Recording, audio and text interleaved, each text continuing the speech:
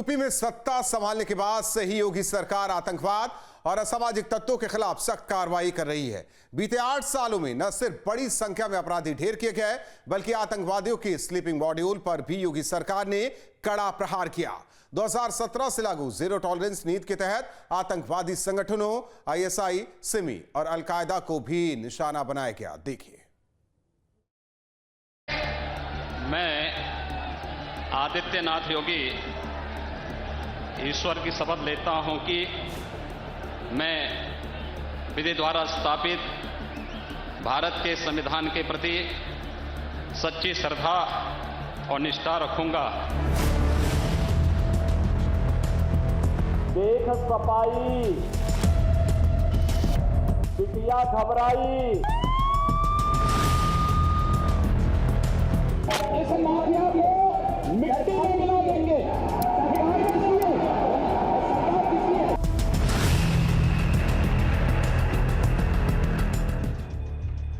अपराध और आतंकवाद पर योगी सरकार का कड़ा प्रहार। दुर्दांत अपराधी ढेर, आतंकी मॉड्यूल पर कसा शिकंजा। धार्मिक उन्माद और फर्जी दस्तावेज पर सर्जिकल स्ट्राइक। टेरर फंडिंग और विदेशी घुसपैठ पर भी कसा शिकंजा। यूपी में सत्ता संभालने के बाद से योगी सरकार अपराध और आतंकवाद के खिलाफ लगातार एक्शन में है। एक्शन ऐसा कि अपराधियों की शामत आ गई। बड़े अपराधी एनकाउंटर में ढेर हुए तो वहीं कई अपराधियों ने अपना ठिकाना ही बदल दिया। वहीं देश विरोधी गतिविधियों पर भी सरकार ने शिकंजा कसने में कामयाबी पाई। अपराधियों का एनकाउंटर हो या फिर गुंडे बदमाशों के खिलाफ बुलडोजर एक्शन, योगी सरकार शुरू से ही अपराध और आतंकवाद के प्रति जीरो टॉलरेंस की नीति पर काम करते नजर आई। पिछले 8 सालों में उत्तर प्रदेश में योगी सरकार ने न सिर्फ ऑर्गेनाइज्ड क्राइम की कमर तोड़ने का काम किया, बल्कि आतंक पर भी कड़ा प्रहार किया। देखा जाए तो पिछले 8 सालों में सैकड़ों अपराधियों के साथ साथ आतंकियों की मदद करने वाले और आतंकियों को यूपी से गिरफ्तार किया गया, जो पाकिस्तान में बैठे अपने आकाओं के इशारों पर यहां से खुफिया जानकारी लीक कर रहे थे। देखा जाए तो यूपी पुलिस के साथ साथ यूपी एटीएस ने इस कड़ी कार्रवाई को अंजाम दिया। उत्तर प्रदेश सरकार ने पिछले 8 सालों में न सिर्फ अपराधियों पर कार्रवाई का बुलडोजर चलाया, बल्कि प्रदेश में आतंकवादी संगठनों के स्लीपिंग मॉड्यूल और असामाजिक तत्वों पर भी शिकंजा कसा है। सरकार ने लोकल इंटेलिजेंस यूनिट को मजबूत कर न सिर्फ आतंकियों के नेटवर्क को ध्वस्त किया, बल्कि टेरर फंडिंग, धार्मिक उन्माद, फर्जी दस्तावेज, विदेशी घुसपैठ पर भी सर्जिकल स्ट्राइक की। जो योगी सरकार के द्वारा एक अपराधियों के विरुद्ध अभियान चलाया गया है, माफियाओं के खिलाफ अभियान चलाया गया है, असामाजिक तत्वों के खिलाफ अभियान चलाया गया है, उसके बहुत दूरगामी परिणाम होंगे। पहले प्रदेश में आए दिन धमाके हुआ करते थे, अब कहीं पर कोई इस प्रकार की घटना नहीं है। कहीं कोई देश विरोधी बात करता है तो तुरंत उस पर कार्रवाई होती है। 8 साल में 142 स्लीपिंग मॉड्यूल ध्वस्त, एक आतंकी ढेर। 131 मॉड्यूल आतंकी नेटवर्क को पनाह देने में शामिल थे। 11 मॉड्यूल आतंकी गतिविधियों को बढ़ावा दे रहे थे। ISI, al Qaeda, Simi, PFI, LET जैसे संगठनों से जुड़े थे। एटीएस ने 230 दुर्दांत अपराधियों को एनकाउंटर में मार गिराया। आईएस से जुड़े हुए al Qaeda, India subcontinent, Jamatul Mujahideen Bangladesh, LET, Jaish e Mohammed, Hizbul Mujahideen, Indian Mujahideen, SIMI, PFI, ISI से जुड़े हुए दर्जनों अपराधियों की गिरफ्तारी की गई है। सैफुल्ला नामक कुख्यात टेररिस्ट, उसको मुठभेड़ में मारा गया है। ये सब एक बहुत बड़ी उपलब्धि है।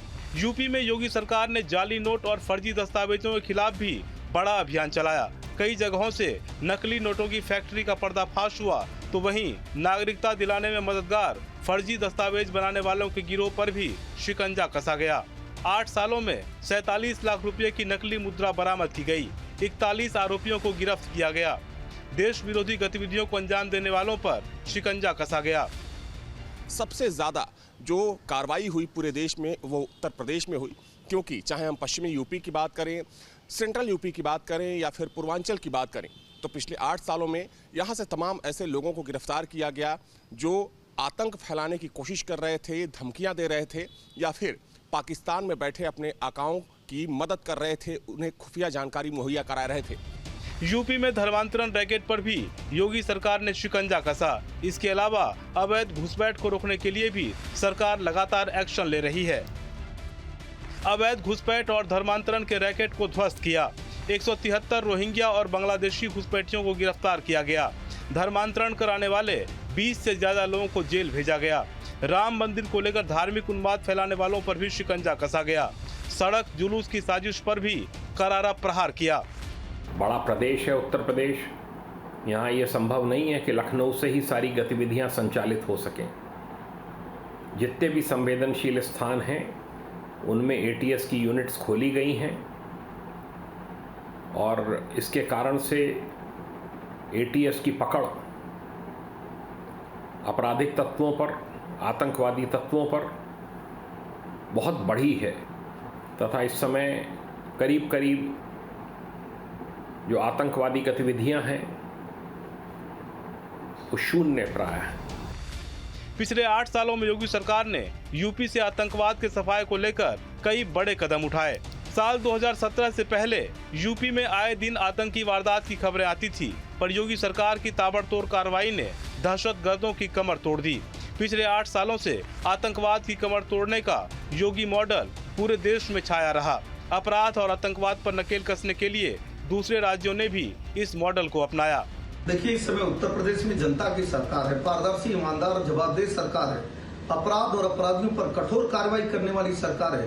पूर्वत की सरकार थी, समाजवादी पार्टी की सरकार को सब लोगों ने देखा है, सिमी का खुलेआम समर्थन किए, आतंकवादियों को छोड़ने का कार्य किया है। किसने नहीं देखा है कि हाईकोर्ट ने समाजवादी पार्टी की सरकार को फटकार लगाई थी कि भाई क्यों आतंकवादियों को छोड़ रहे हैं। और केंद्र में कांग्रेस की सरकार थी, कांग्रेस ने के बड़े नेता कहते हैं कि सोनिया जी आतंकवादियों के लिए रोई थी। निश्चित तौर पे आज देश और प्रदेश की जनता ने इसीलिए भारतीय जनता पार्टी की सरकार को चुना, क्योंकि भारतीय जनता पार्टी की सरकार उत्तर प्रदेश में योगी आदित्यनाथ जी के नेतृत्व में अपराधियों पर, आतंकवादियों पर, अराजक तत्वों पर कठोर कार्रवाई करती है। यूपी में पड़ोसी राज्यों से घुसपैठ और नेपाल सीमा से सटे जिलों में अवैध गतिविधियों पर भी सरकार का एक्शन जारी है, जिसके तहत नेपाल सीमा से सटे 6 जिलों में प्रशासन की टीम सघन जांच अभियान चला रही है। अतिक्रमण से लेकर अवैध निर्माण पर बुलडोजर एक्शन लिया जा रहा है, तो वहीं अवैध रूप से चल रहे मदरसे, मस्जिद और अन्य निर्माण पर भी सीलिंग की कार्रवाई की जा रही है। योगी सरकार का संदेश बिल्कुल साफ है कि क्राइम को खत्म करने के साथ साथ जो प्रदेश में आतंकी घटनाओं को बढ़ाने के लिए जिम्मेदार होंगे उनके खिलाफ कड़ी कार्रवाई की जाएगी। वीडियो जर्नलिस्ट दीपक राणा के साथ अविनाश सिंह, न्यूज स्टेट, लखनऊ।